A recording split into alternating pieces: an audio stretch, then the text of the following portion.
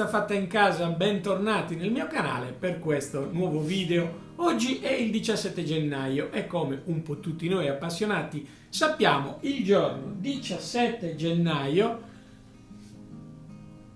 è stato detto che è il giorno mondiale della pizza, il prodotto per noi preferito. E quindi questo video ho inteso dedicarlo proprio a una richiesta che mi fate sempre: qual è la ricetta per te infallibile per fare una buona pizza napoletana a casa? Iniziamo subito a dirci che la ricetta è il mio cavallo di battaglia, la 24 ore a temperatura ambiente senza nessun tipo di complicazione. Prepariamo l'impasto, lo mettiamo a lievitare, facciamo la divisione in palline, poi mettiamo a lievitare le palline e infine stendiamo, condiamo e andiamo in forno. Per me è la ricetta più semplice che io abbia mai fatto e la più efficace, quella che dà maggiori soddisfazioni, che ci consegna un prodotto ben maturato, un prodotto saporito, un prodotto capace di restituirci anche una gran bella maculatura, proprio perché è ben lievitato. Allora, questa mia ricetta di 24 ore ve la voglio presentare oggi, nel giorno della pizza, proprio come ricetta che affido a voi, con la certezza che in qualunque forno voi cucinerete la pizza che otterrete da questa ricetta sarà comunque sicuramente un ottimo prodotto finale. Vi piacerà, ne sono sicurissimo, e vi incoraggio a cimentarvi subito dalla prima occasione in cui potete fare la pizza. Più o meno abbiamo 18-19 gradi in casa e ci consente tranquillamente di utilizzare una farina con non troppa forza. In questo caso io ho utilizzato una farina Futura tipo 0 con la forza WW280, che non è complicatissima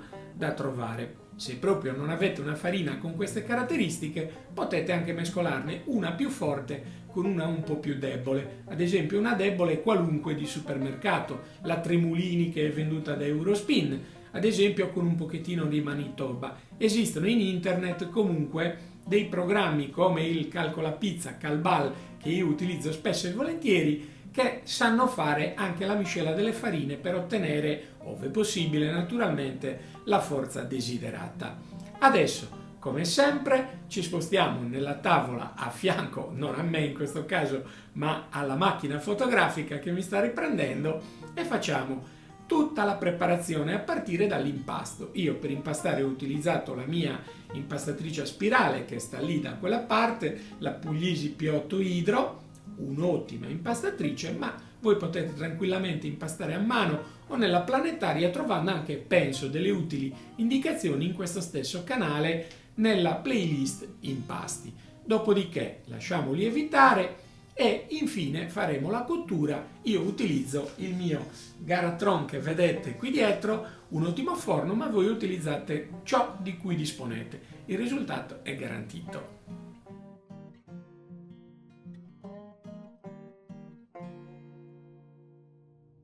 Ecco qui la mia Puglisi P8 Hydro. Iniziamo subito versando la farina al suo interno. La farina è la Futura tipo 0 di cui vi ho parlato nell'introduzione. Ora sbricioliamo il lievito di birra, avete visto già il dosaggio, chiudiamo la spirale e avviamola per arieggiare la farina e mescolare bene il lievito. È sufficiente una velocità ridotta. Ora aggiungiamo il 65% di tutta l'acqua prevista nella ricetta ed è importante misurare per bene la dose. Poggiamo l'acqua e aumentiamo la velocità fino a 4, quindi quasi a metà della velocità disponibile nella spirale. La farina Futura tipo 0 beve tantissimo l'acqua, quindi non occorre neanche correre molto. Dopo alcuni minuti, il video naturalmente è, come dire, sintetizzato, si sta già creando l'impasto, quindi possiamo aggiungere un po' d'acqua ulteriore.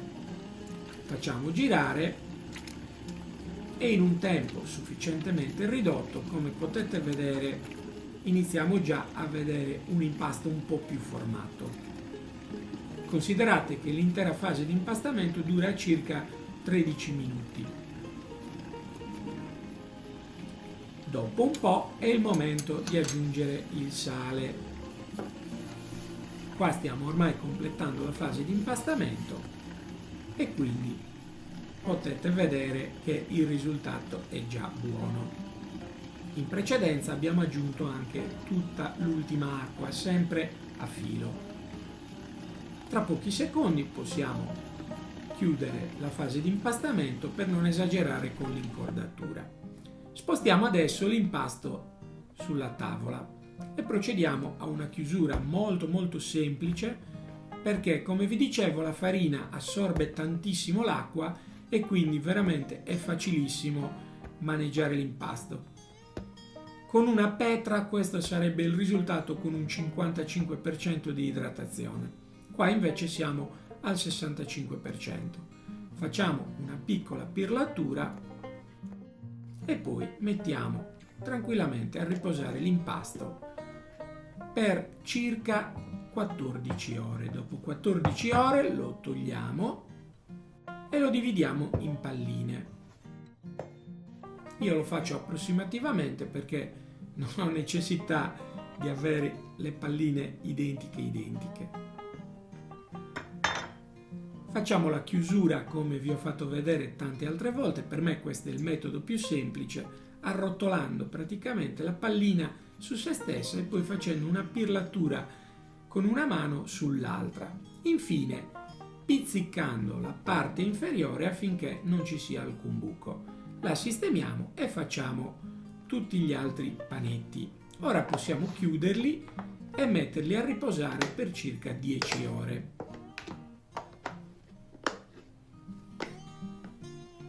Dopo 10 ore sistemiamo il contenitore della farina, prendiamo il primo panetto e iniziamo la stesura.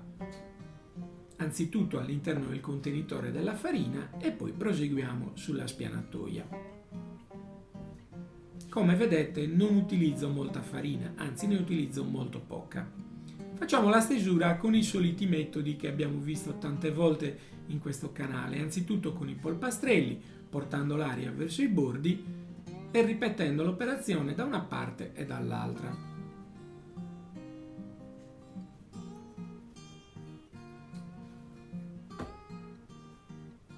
Lo facciamo ancora una volta.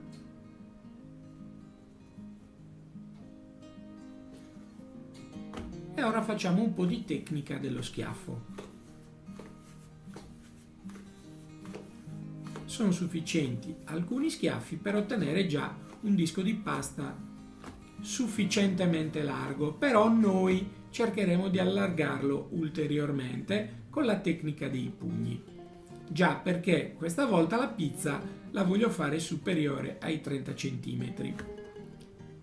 Schiaccio le bolle che ci sono in eccesso perché non le voglio, completo l'allargamento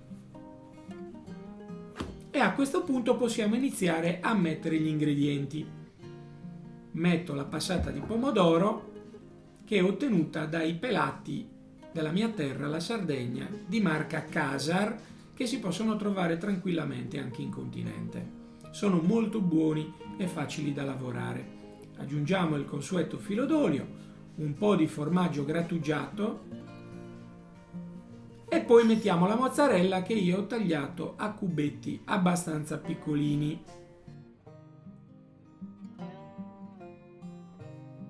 A questo punto tiriamo la pizza sulla pala. Io utilizzo una bella pala di Pizza Party, molto bella, la Essenza.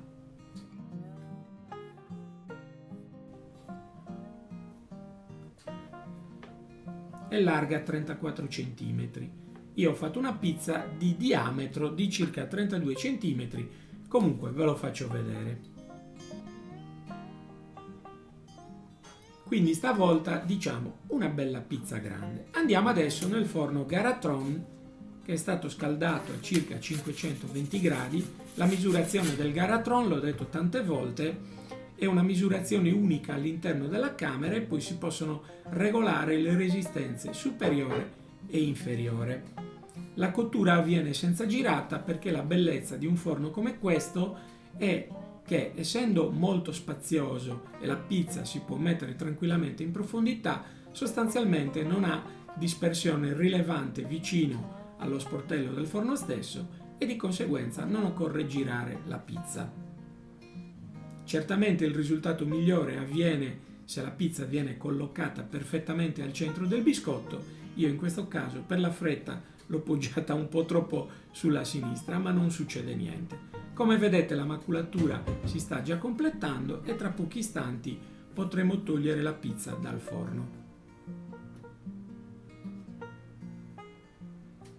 Direi che ci siamo. Infiliamo nuovamente la pala, estraiamo la pizza e la portiamo sulla tavola. Ve la faccio vedere. Io naturalmente sono molto contento di questa pizza, è grande, ben maculata, con un cornicione ben sviluppato ma non eccessivo.